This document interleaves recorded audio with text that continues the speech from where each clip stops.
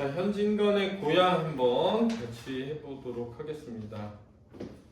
주제는 지금 앞에 적어놓은 것처럼 일제강점기 조선민중의 창업한 삶에 대한 폭로를 다루고 있다고 하는데, 지금 일제강점기를 뭐라고 그랬지? 어떤 속성을 지닌 시기다?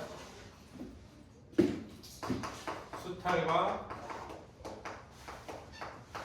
억압이다 이렇게 설명했단 말이야. 왜냐하면 일본이 우리나라 식민지한 이유는 우리나라 경제적으로 발전시키기 위한 것도 아니고 우리나라를 근대화하거나 문명화하기 위한 것도 아니고 그건 다 허울일 뿐이고, 실제로는 뭐냐면은 일단 첫 번째 싼 가격에, 알았지?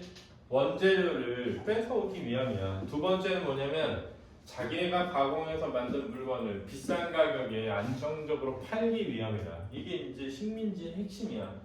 어떤 나라가 어떤 나라를 강제로 점령하려면 비용이 들어요. 근데 그런 비용이 들면도 불구하고 그 일을 하는 이유는 딱 두 가지라고 생각해. 하나는 싼 가격의 노동이든, 그렇지? 쌀이든 뭐든 이런 걸 공급받으려는 거지. 근데 생각해봐. 우리가 걔네를 식민지 하려면 우리가 더 경제적으로 잘 살아야 돼. 그지? 그럼 우리 봐봐. 동남아에 계신 분들이 우리나라에 와서 일 왜 하니?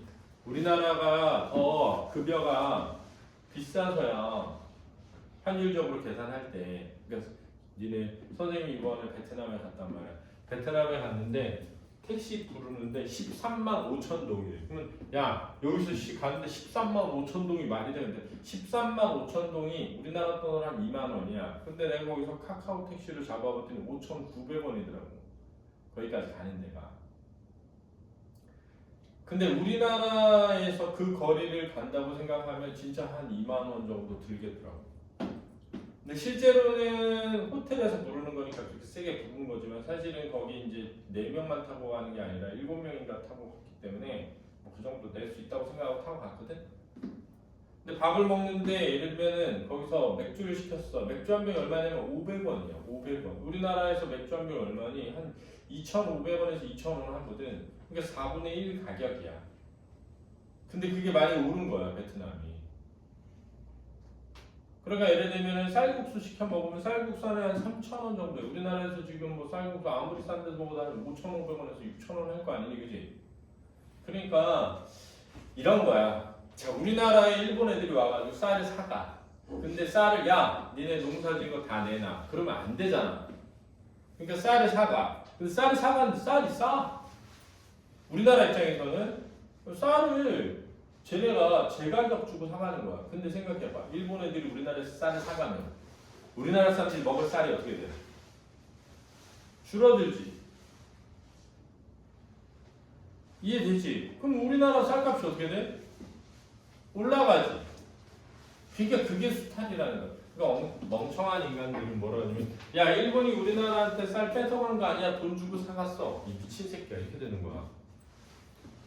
야 일본이 우리나라 여성들 강제로 끌고 가가지고 강제로 막 성적으로 노예로 착취한 게 아니라 돈 벌러 여자들이 간 거야. 이 미친 새끼야. 이래야 되는 거야. 그걸 말이라고 하는 거야. 이렇게 얘기해야 되는 거야.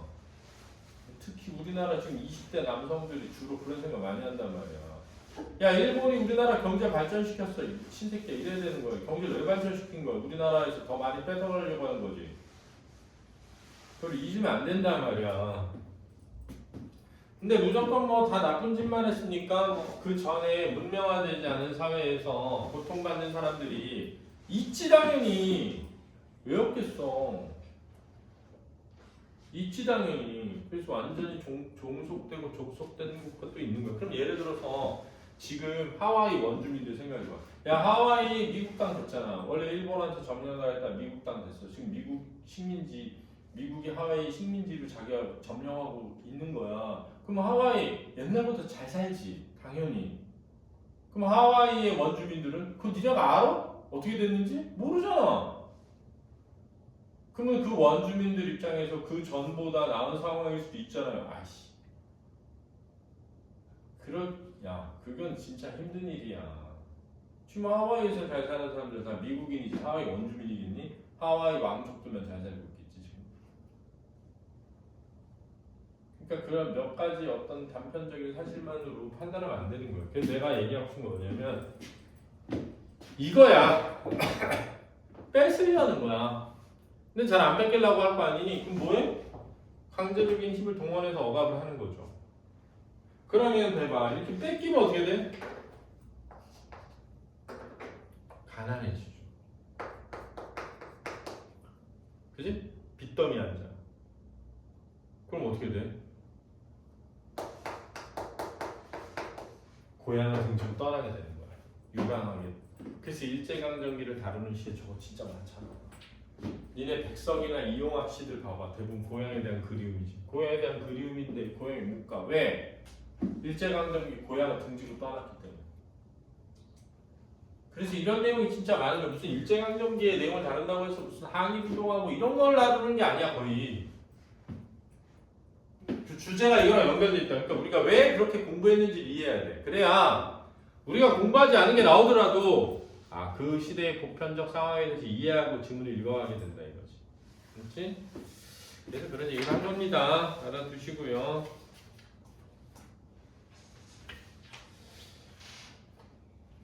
3번 문제 잠깐 보면 이렇게 말합니다. 이 소설은 일제강점기였던 1926년 그의 얼굴이라는 제목으로 발표되었다가 훗날 제목이 고향으로 수정되었다. 이 작품은 역사의 질곡 속에 우리 민족이 감내했던 극심한 고통, 즉 향촌 파괴로 인한 삶의 터전의 상실, 생존을 위해 선택했던 유이민 생활의 고난, 가족 친지와 이별로 인한 슬픔, 취업난이 가중되던 생활고 등 주인공의 그 애절한 사연을 통해 사실적으로 제시되고 있다. 라고 보기도 선생님이 설명하고 거의 똑같이 설명했네요. 앞에 가볼까요? 대구에서 서울로 올라오던 차 중에서 생긴 일이다. 나는 나와 마주 앉은 그를, 여기서 차 중이라고 했으니까 버스 이런 게 아니고 일반적으로 열차를 의미하지? 그를 매우 흥미있게 바라보고 보았다. 두루마기 기억으로 기모노를 눌렀고 그랬는데 두루마기 입은 것처럼 기모노를 입었대. 기모노 일본식이죠? 그 안에 옥양목 저고리가 내어 보이며 옥양목 저고리는 조선식입니다. 조선식. 알았죠? 아랫도리는 중국식 바지를 입었다. 짝꿍이네. 퓨전이야.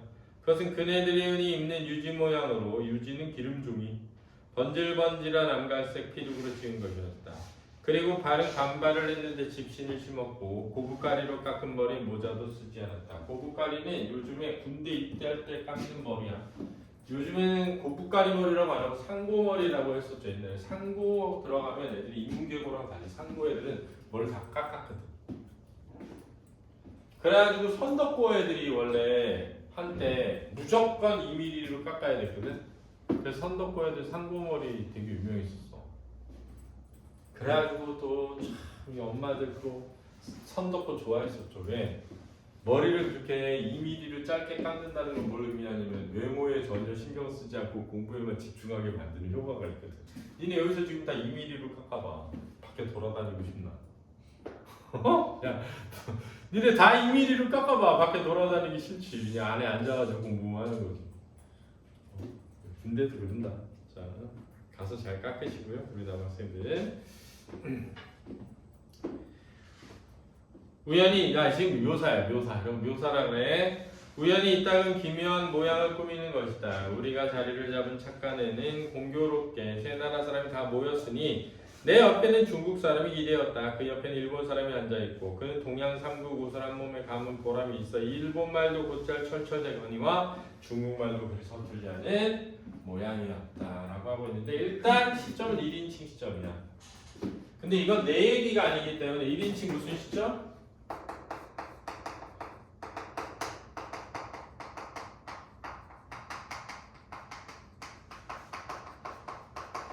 1인칭 관찰자 시점이 되어 있습니다. 그렇죠? 자, 이 부분이 이제 1인칭 관찰자 시점에서 그라고 하는 인물의 외양을 묘사하고 있습니다. 그런데 내가 늘 얘기하지만 이러한 외양의 묘사는 곧 인물의 뭐다?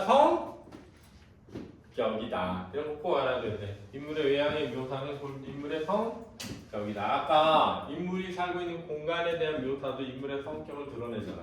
똑같은 거야. 노동 숙박소에 대해 미주알 고주알 묻고 나서 시방 가면 무슨 일자리를 구하겠는기요 라고 나는 그는 매달리듯 또 제쳤다. 제쳤다는 건 뭐냐면 재촉했다 이런 뜻이야. 그렇지? 재촉했다. 글쎄요, 무슨 일자리를 구할 수 있을는지요.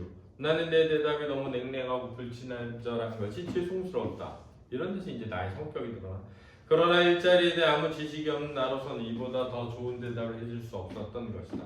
그 대신 나는 은근하게 물었다. 어디서 오시는 분입니까? 고향에서 오누마 하고 그는 한숨을 휘 쉬었다. 그러자 그의 신세 타령의 실마리는 풀려나왔다. 자, 이 부분 이 액자로 들어가는 부분이야. 그래서 이 소설은 액자식 구성을 지니고 있다.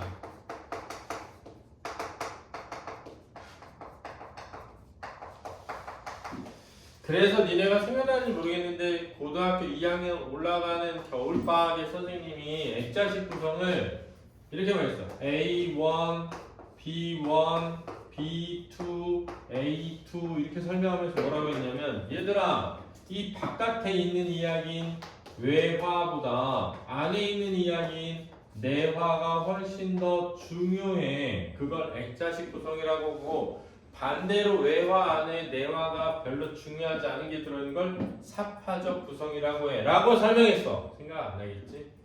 김지민? 태어나? 생각이 나야 돼. 알았지? 왜 생각이 나야 되냐면 이 뜻임이 이 액자식 구성을 설명하면서 예문들을 드는 게 바로 이 고양이고 이 고양이 이 부분을 예로 들었어. 바로 이 부분이야. 교재 찾아서 봐봐. 그대로 있어. 근데 내가 뭐라 그랬냐면 야 외화에서 내화로 들어갈 때 야 이게 내화야 라는 걸 분명하게 인식시키기 위해 시점의 변화가 많이 일어난다라고 했어. 그럼 어떻게 되느냐? 지금 이 외화는 1인칭 관찰자 시점이야. 내가 주인공은 아니고 그가 주인공이기 때문에. 그런데 내가 그를 관찰하면서 그가 무슨 일을 겪는지를 바라보는 게 아니라 그가 겪은 모든 이야기를 듣고 말을 전달하는 역할을 한단 말이야. 그러면 내화에서는 전지적 작가 시점으로 이야기가 교체된다. 써놔라. 빨리 써놔라.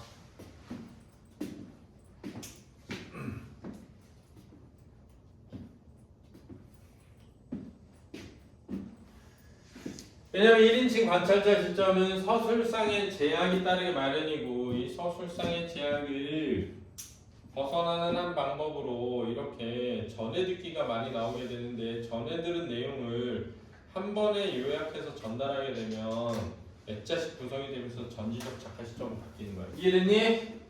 이걸 누르듯 알아야 돼. 이게 다 개념 설명한 거야. 장도영 생각나지? 이거 했었어. 그리고 있잖아 이런 거 다 인물의 성격을 드러내는 거야. 예를 들면 야 시방 가면 무슨 일자리를 구할 수 있나? 아 일자리 많죠 거기 이러면서 막 과장되게 말하는 사람도 있잖아.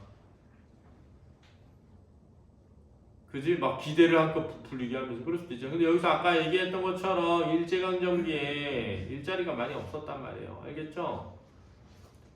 그리고 특히 조선인들에게는 낮은 계급의 계층이 일하는 일자리들만 주어졌어. 그래서 조선쿨이라고 불렀어.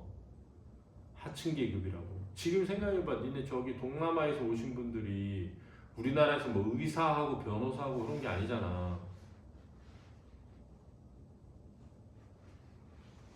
그러니까 지금은 식민지가 아닌데도 이렇게 인력 공급 과정 보면 식민지 시대 때 일어나는 일들이 일어나고 있죠. 그래서 개인적으로 하고 싶은 말은 니네 동남아 분들 진짜 무시하면 안 돼.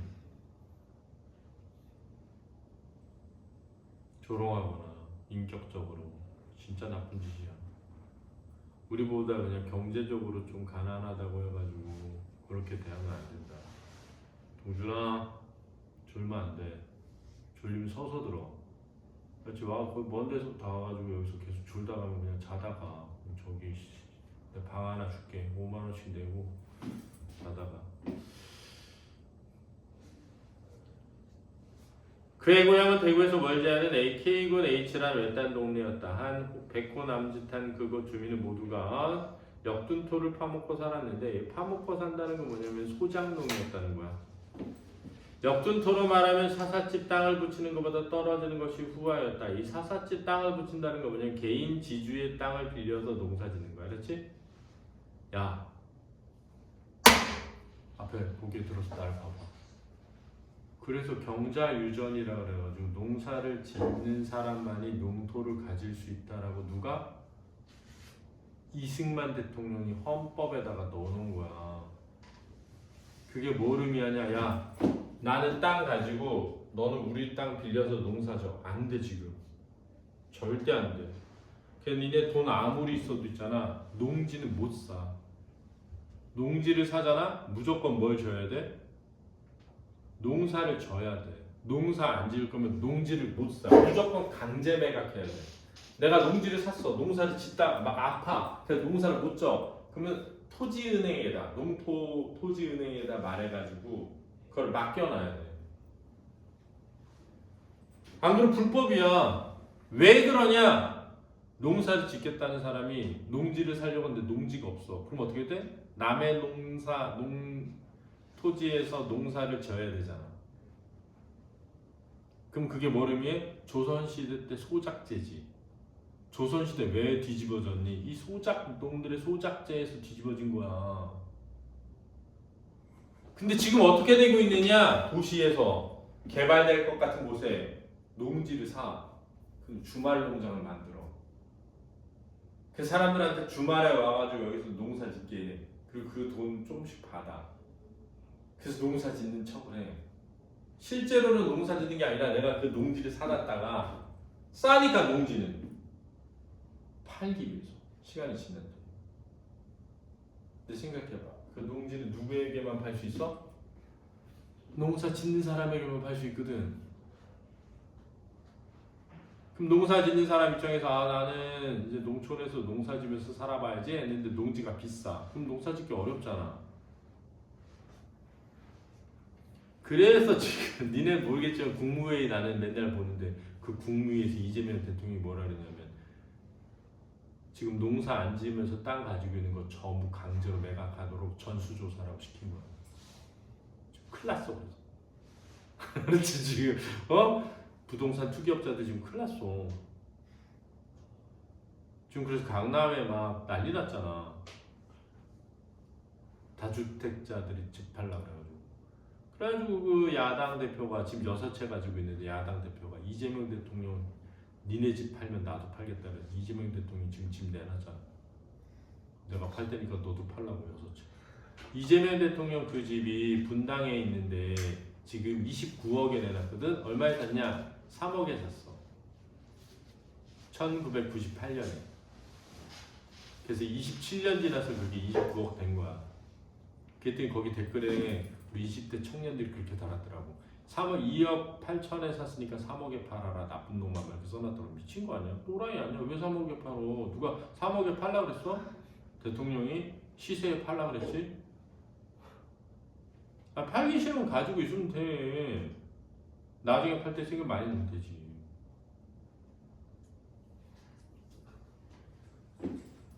그 실거주 목적으로 가지고 있는 집에 대한 거는 양도소득세가 높지가 않아요. 다주택자한테는.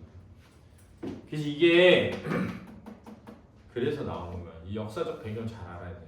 그래서 농사 안 짓는 사람 땅 가지고 있는 거 강제로 매각하는 거 공산당이나 하는 짓이지 이런 얘기하는데 그 20대 청년들이 그렇게 좋아하는 보수 우익의 우두머리 이승만 대통령이 헌법에다 넣은 거야. 농사 안 짓는 사람 땅 가지지 말라고. 경자유전. 좀 몰지 말고 우익 꼴통이 되더라도 돼야지. 지금 봐봐 70대 노인도 이재명 대통령 지지율이 60%가 넘어서 70% 가까운데 20대 청년만 40%가 안 돼. 전 세계에서 우리나라 20대 청년이 가장 보수 우익화돼 있어. 그러니까 막 인버스 이런 거, 고버스 이런 거에다 주식 사놨다 개망하는 거야.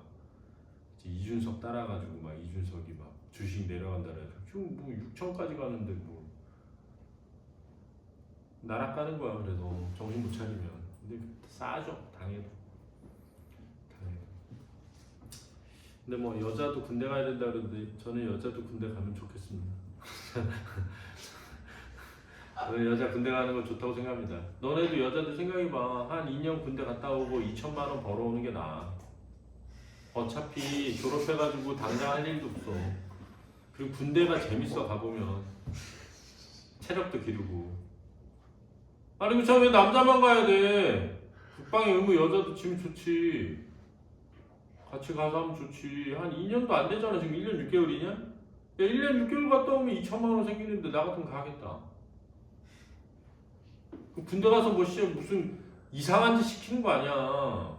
그냥 체력 훈련하고 아침마다 일찍 일어나서 밥 잘 먹고 나라에 필요한 일을 하는 거야.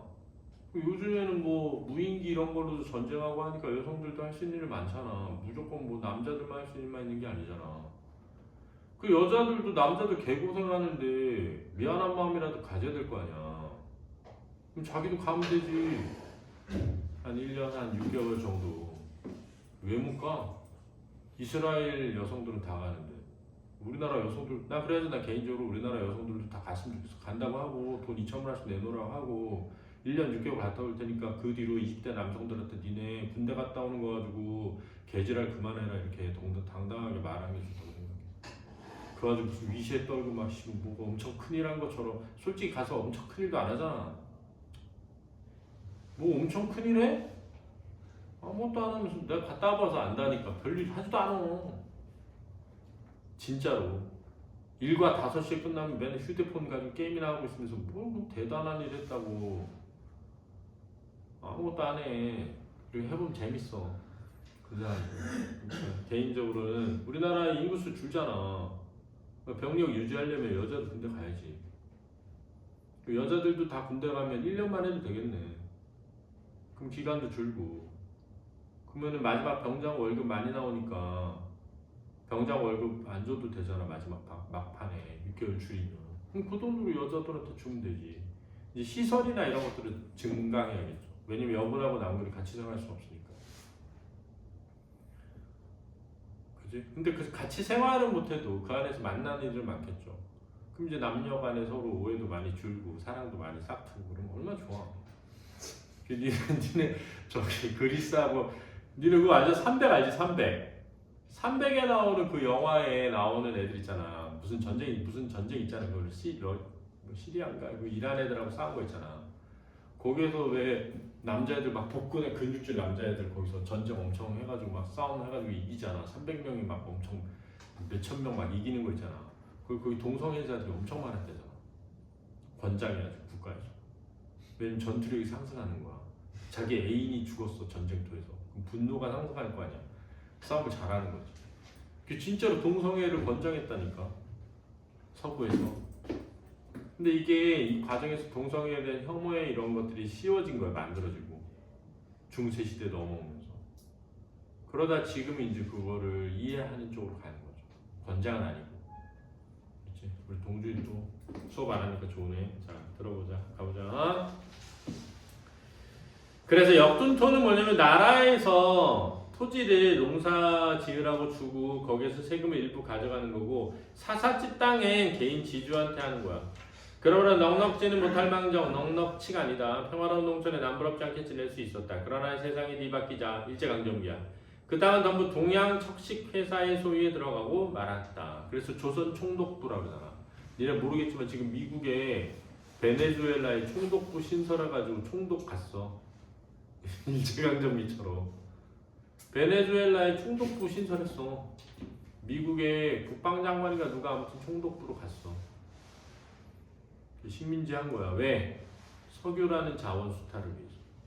그걸 알아야 돼. 왜 그러는 줄 알아야 돼. 남의 얘기가 아니다. 미국이 지금 알래스카 내놓으라는 거잖아. 너네도 옛날부터 니네 땅 아니고 식민지잖아. 우리가 식민지 할게. 우리가 대신 한 명당 얼마씩 줄게 이런 거야. 그래서 나는 그런 생각도 해. 우리나라 20대 청년들은 아마 미국이 우리나라 식민지 한다 그러면은 갖다 바칠 애들이야. 한 명당 뭐 예를 들어서 3억씩 줄게. 그럼 다 바칠 애들이야. 야 미국 땅이면 더 좋지 않아? 이럴걸? 우리가 한국으로 남아있는 게 무슨 의미가 있어? 미국이 뭐 63주가 되면 더 좋잖아. 이런 생각하는 애들 진짜 많다. 나중에 봐봐. 그러니까 대한민국이라는 이름 없어져도 아무 상관없는 애들 많아. 어차피 취직도 안 되고 어차피 그런 생각할 걸. 야 미국 때문에 우리나라 미국 때문에 군대 안 가도 돼 이럴 걸. 그런다니까. 생각을 잘해봐. 역시 그럴 애들 많다. 일제 강점기가 더 좋았다고 생각하는 애들도 많아. 20대 남자들. 그러니까 다른 세상 사람들이야. 니네 이번에 쿠팡 사태 있잖아. 쿠팡 사태에서 미국의 말하는 거 들어야 한다는 지지율이 제일 높은 게 20대 남자들이야. 웬만하면 그런 거 일어나기 어려운 거야. 독도 일본 줘야 된다고 할 거야. 20대 남자들. 거기까지 갔어 지금. 그 인스타랑 막 이런 거에 극우화돼가지고. 너네도 지금 그럴 수도 있지. 여기 앉아가지고 나를 빨갱이로 보면서 저 김지민 저럴 것 같은데. 막씨 그런데 커뮤니티 이런 데 들어가지고 페미코 이런 데 들어가지고 우리 학원 국어 선생님을 포부한다 이러면서 막 그런 썩은 짓을 하지 말기. 자, 그랬다. 소에 들어갔다. 직접 회사에 소장료를 바치게 됐지만 됐으면 그래도 나을 텐데 소위 중간 소작인이라는 게 생겨서 저는 여기서 저건 중간 소작인이야. 손에 흙 한 번 만져보지 않고 동촉에는 소정이 노릇하면서 실작인에게는 실제 농사짓는 사람 지주행세를 하게 되었다.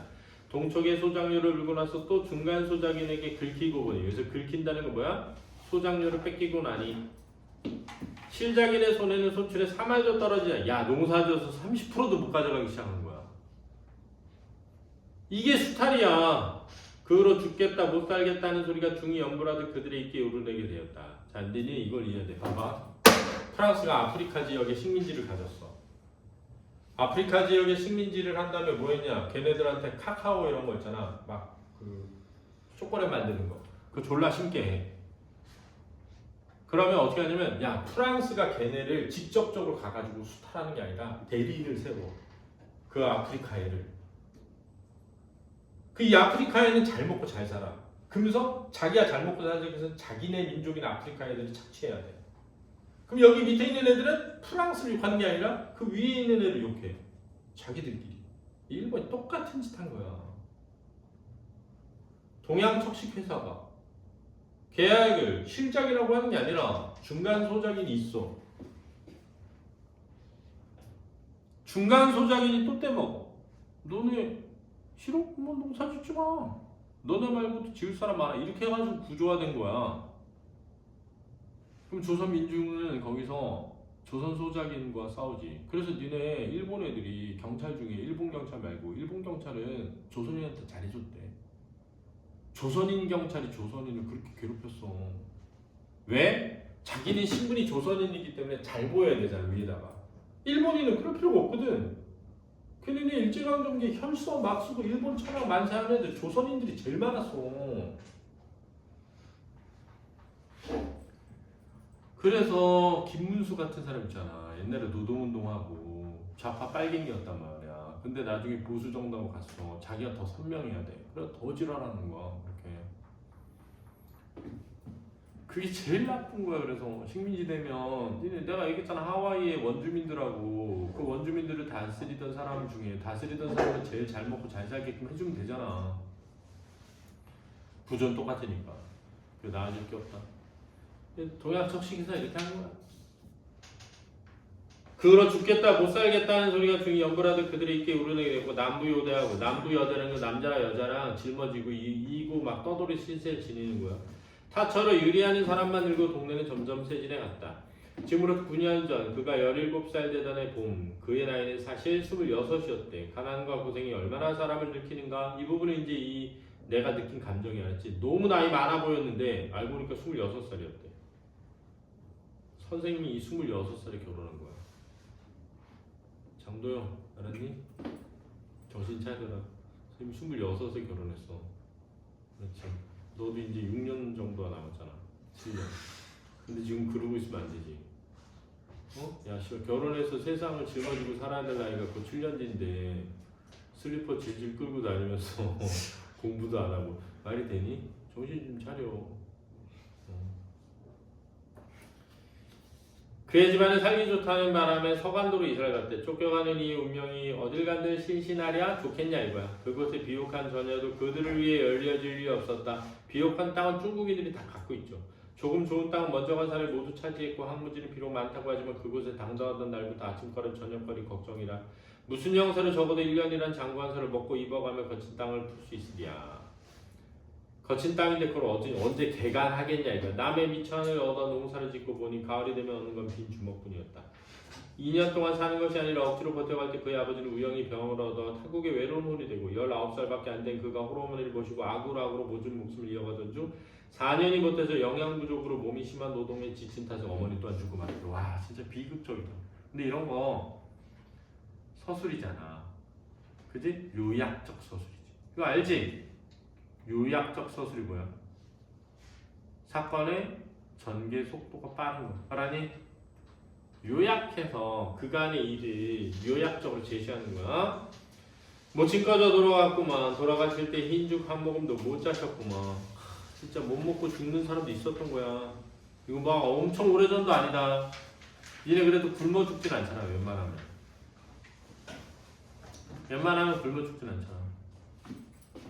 좋은 줄 알고 살아. 정신 차리고. 하고 이야기하던 이는 문득 말을 또 끊는다. 그의 눈이 번들번들한 눈물이 쏟아졌음이니라. 나는 뭐가 위험할 말을 몰랐다. 한동안 머뭇머뭇 있다가 나는 차를 탈 때 친구들이 사준 정종 마개를 뺐다. 차차를 부어 그도 마시고 나도 마셨다. 악착한 운명이 던져준 깊은 슬픔을 술로 녹이려는 듯 연거푸 5잔을 마신 그는 다시 말을 계속했다. 그는 부모를 잃은 땅에 오래 머물기 싫었다. 신의주로 안동현으로 품을 팔다가 이렇게 막노동한 거야. 일본으로 또 거리를 찾아가게 됐다. 구주 탄광에도 있어보고 대판 철공장에도 몸을 담아보았다. 벌이는 좀 나았지만 외롭고 젊은 몸은 자연히 방탕해졌다. 돈을 모으려고 해도 모을 수 없고 있다고 물어가 치받기 때문에 한 곳에 주접해 있을 수 없었다. 주접이라는 건 머물러 사는 거야. 거주하다 할 때 주자. 화도나고 고국 산천이 그립기도 해서 훌쩍 뛰어났다가 오래간만에 고향을 둘러보고 돈도 벌 겸 구경도 할 겸 서울로 올라가는 길이라고 한다. 고향에 가니 반가운 사람이 있습니까? 나는 탄식했다. 반가운 사람이 다 먼기요. 고향이 없어졌더만. 그렇겠죠. 9년 동안 퍽 번했겠죠.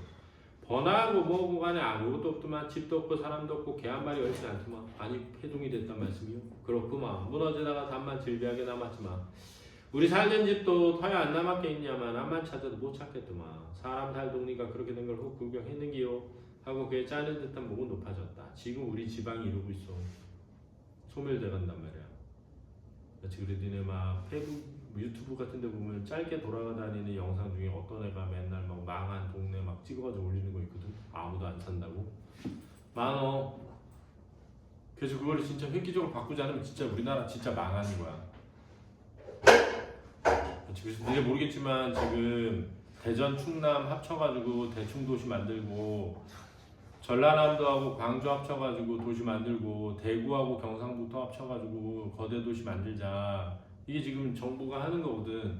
그래서 국회에 그거 해달라고 올려가지고 국민의힘이랑 같이 해서 하려고 했는데 국민의힘당에서 반대해가지고 대구 경북이 무산됐어. 법사위에서. 그리고 광주 전남에서 충청도하고 대전도 반대하지 못했고 반대하자마자 대구 경북에서 지금 난리 났어. 그래가지고 그 대구 경북 국회의원들 그 국민의힘 국회의원들이 민주당 때문에 못했다고 거짓말 막 하고 근데 그 거짓말 또 믿고 이래 지금. 근데 지금 해야 돼. 근데 이번에 니네는 잘 모르지만 새만금에 현대자동차가 로봇 공장 세워. AI 로봇 공장. 구조 투자하는 거야. 구조. 그게 전북이거든. 그 전북 새만금 메가시티 만든다는 거야. 구조 투자해서. 근데 이번에 MOU 체결했어. 그래서 가가지고 저기 뭐야 그 니네는 안 보겠지만 지금 맨날 보니까 이재명 대통령 나와가지고 마지막에 정주영 고 명예회장도 지금 저 하늘에서 웃고 계실 거라고 해가지고 그 손자잖아. 현대자동차 회장이 울컥하더라고. 할아버지 얘기하니까. 그 새만금이 정주영 명예회장이 돈 부어가지고 시작한 거거든. 잘 될 것 같아. 개인적으로. 자, 열심히 하시고요. 공부 열심히 하면 살 길이 열릴 것 같다. 니네 세대는 AI 때문에 잘 될 것 같습니다. 그런데 고향이 이렇게 망한 거야. 완전 없어졌어. 이제 사라져버렸어 고향이. 그럼 무너지다가 단만 질비게 남았지만 우리 살던 집도 토야 안 남았게 아니면 안만참으로 못 찾았대. 사람 살던 동네가 그렇게 된 걸 구경했는기요 하고 그의 짜는 듯한 목은 높아졌다. 우는 듯한이야. 짜는 듯한.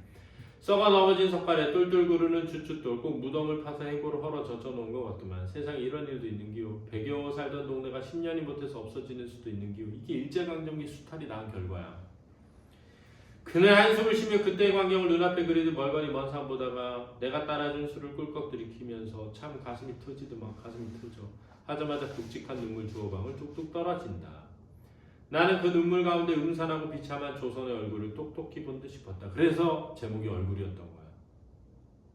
원래 제목이. 알았지? 이윽고 나는 이런 말을 물었다. 그래 이번 길에 고향 사람은 하나도 못 만났습니까? 하나 만났구만. 단지 하나. 친척되는 분이던가요? 아니구만. 한 이웃에 살던 사람이구만. 그의 얼굴은 더 치밀어진다. 여간 반갑지 않았겠어요? 반갑다 와다. 죽은 사람 만난 것 같더만. 더구나 그 사람은 나와 까닭도 좀 있는 사람인데 까닭이라니. 나와 혼인말이 있던 여자구만. 하, 나는 놀란 듯 입이 벌어져 담아지지 않았다. 그 신세도 내 신세만이나 하고만. 하고 그는 이야기를 계속했다. 그 여자는 자기보다 나이가 2살 위였는데 한 이웃에 사는 탓에 같이 놀기도 하고 싸우기도 하고 자랐대. 그가 14살 적부터 그들 부모 사이 혼인말이 있었고 그들의 어른 마음에 매우 탐탁하게 생각했대. 좋아했다는 거야. 그런데 그 처녀가 17살 된 겨울에 벼랑간 그곳을 모르게 됐대. 알고 보니 그의 아비 되는 자가 20원을 받고 대구 유곽에 팔아보. 미친놈이죠. 그 소문이 퍼지자 그 처녀 가족은 동네에서 못 살고 멀리 이사를 갔는데 그 후로 물론 피차에 한번 만나보지도 못했대. 이번에 빈터만 남은 고향 구경하고 돌아온 길에 읍내에서 그 아내 될 뻔한 때가 마주쳤대. 처녀는 어떤 일본 사람 집에서 아이를 보고 있었대. 관련해 그녀는 20원 몸값을 10년을 두고 갚았지만 그래도 주인에게 빚이 60원이나 남았었대. 몸에 병이 들고 늙어서 산송장이 되니까 주인 되는 자가 특별히 빚을 탕감해주고 작년 가을에야 놔줬대. 그녀도 자기와 같이 10년 동안 그리워둔 고향에 찾아오니까 거기는 집도 없고 부모도 없고 쓸쓸한 돌무더기만 눈물을 자아낼 뿐이었대.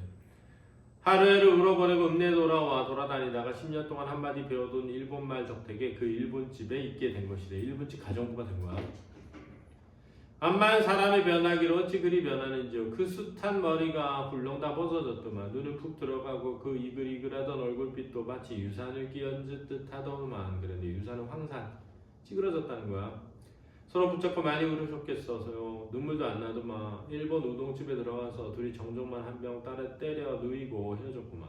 하고 가슴을 짜는 듯한 괴로운 한숨만 쉬더니 그는 지난 슬픔을 쓰록쓰록 짜내 마음을 새기고 지쳤음이더라. 이야기를 다 하며 뭐하는 기요 하고 쓸쓸히 입을 다물었다. 나 또한 너무 참혹한 살림살이를 듣기에 틈물이 났다. 자 우리 술이나 마저 먹읍시다 하고 우리는 서로 주거니 받거니 한 대병을 다 말리고 말았다. 끝났습니다. 자, 나오고요. 그가 나오고 첫 번째 얘기는 그가 일자리에 대해 묻는 거죠.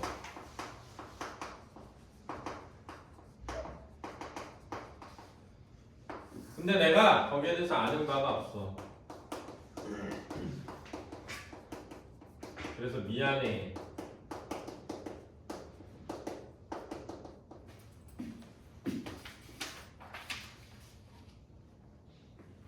그래서 어디서 오시냐.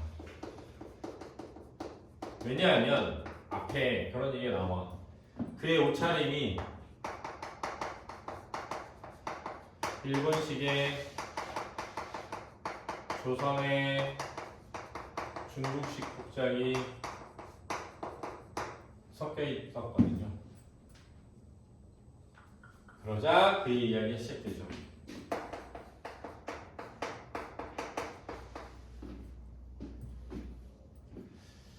사실은 역둔투 먹고 살다가 일제강점기가 되었고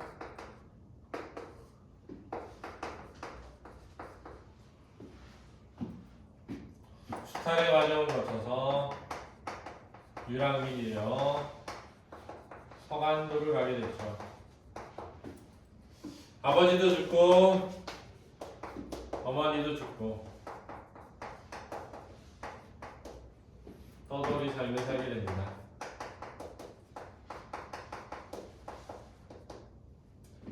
그러다가 고향에 들러서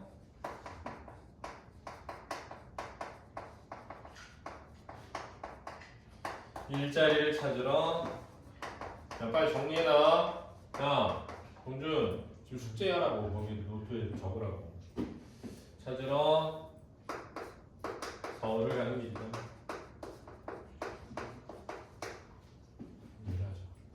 그의 이야기를 듣고 나는 애잔함과 슬픔을 느낍니다. 그러면서 밑에도 써야 되는데.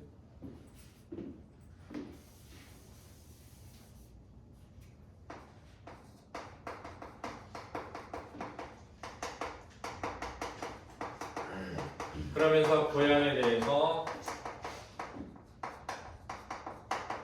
묻죠. 그래서 그의 이야기는 고향이 완전히 폐허가 된다.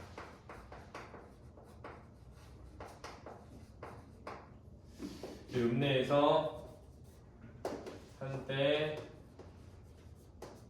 결혼 이야기가 오간 여성에 대한 이야기를 하죠. 근데 이 여성도 마찬가지의 삶을 살았던 거죠. 그래서 나는 거기에서 조선의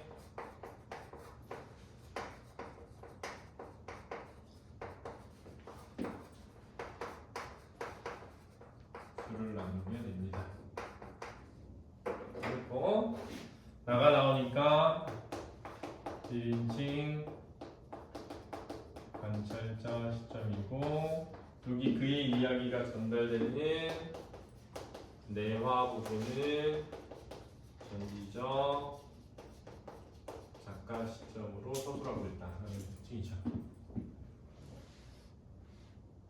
잘 보면 인물의 대화와 서술을 통해 가지고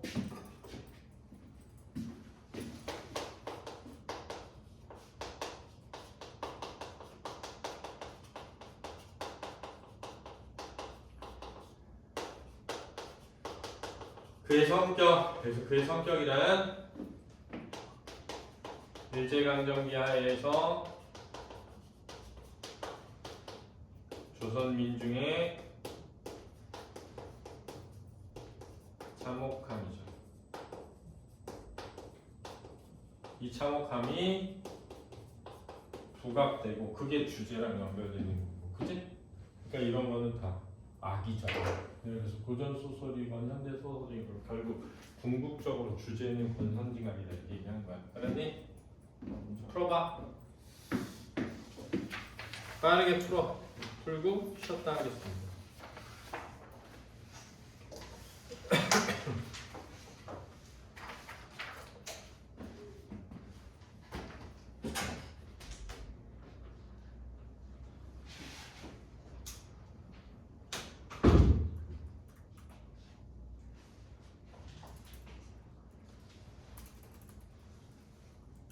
조용아, 네가 그토록 찾던 임소리가 없다. 죄송합니다.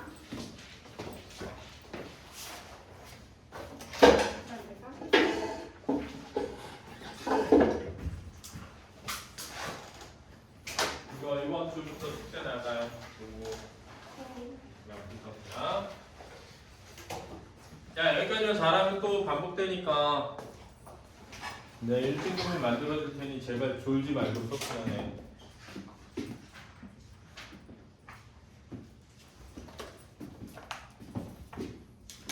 자, 적용학습이 이렇게 하면 끝나고 고전시가 1 갑니다.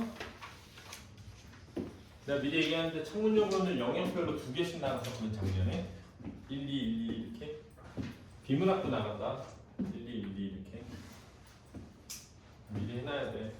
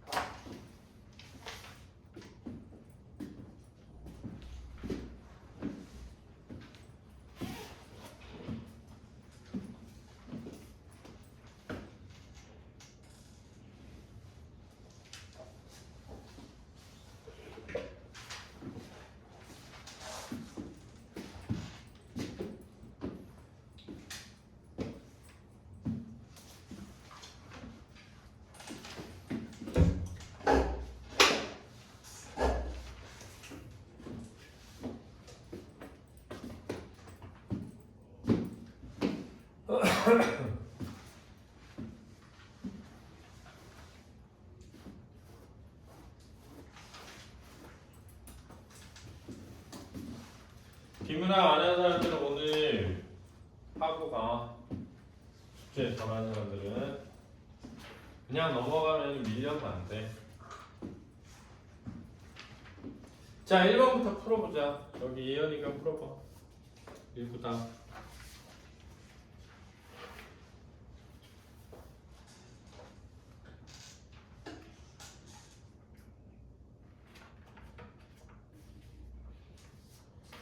아직 못 풀었어? 빨리 풀어.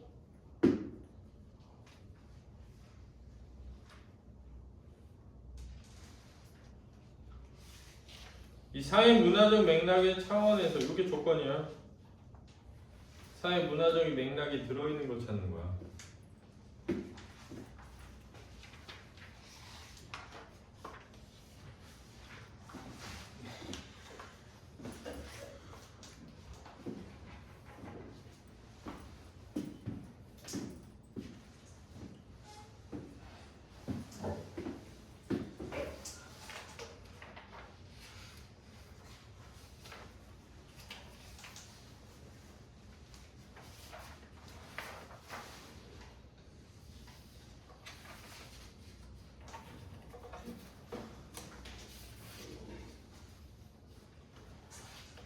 장도인 풀어봐. 1번. 사회 문화적 맥락의 차원에서 이끌고 활용해서 외교상의 본문을 이루는 것입니다. 답은? C, 끝? E. CD2가 되겠지. CD. 일제강점기 있었던 작품이 배경이 된 시기에 오늘날의 대중교통과 달리 이게 사회 문화적으로 그 당시의 작품에 대해서 바라보는 거고, A하고 B는 그냥 작품 자체 내적 구성 요소만 보는 거야. 알았지? 이거 내재적 감상법이라고 한다. 그 작품 감상법에 이게 있잖아. 내재적 감상법과 외재적 감상법이 있는 거고, 외재적 감상법의 약간 시대 상황, 문화적 배경, 극장 이 세 가지가 있는 거죠. 그래서 얘를 작가를 중심으로 해서 바라보는 거를 표현론이라고 하고, 시대 상황이나 문화 이런 것들을 같이 보는 걸 반영론이라고 하고, 독자에게 이 글이 어떤 효용이 있는지를 보는 것을 효용론이라고 해. 효용론. 얘를 존재론적 접근이다 이렇게 얘기하는 거예요. 알아두시면 좋겠습니다. 그냥 지식이라 그런 게 있구나 하면 되겠습니다. 지민이 2번 풀어봐. 다음은 앞으로 이르는 주식회사와 관련된 자료를 찾아보고 쓰기 기능입니다. 인터넷과 레고몬드를 적발한 것입니다. 3번 전환식식회사와 조선의 정원을 스타라는 과정에서 중간 단계의 착취가 되면서 그와 고향 사람들의 소득이 드러내게 되었기 때문입니다. 그렇죠. 이렇게 된 겁니다. 그 다음 승아. 3번 보기를 참고하여 이끌의 기억부터 미루는 위한 내용으로 적절하지 않은 것은 4번 이유는 취업난으로 인해 생활고가 가중되는 현실 때문에 인간관계가 변질되어 버린 사회의 방법을 인간관계가 변질되어 버린. 여기가 틀렸죠? 눈물도 안 나오더만. 이제 매정해졌네. 그런 게 아니야. 너무 속상하고 너무 그러면 눈물도 안 나올 수 있다. 그렇지. 이렇게 알아두시면 좋겠습니다.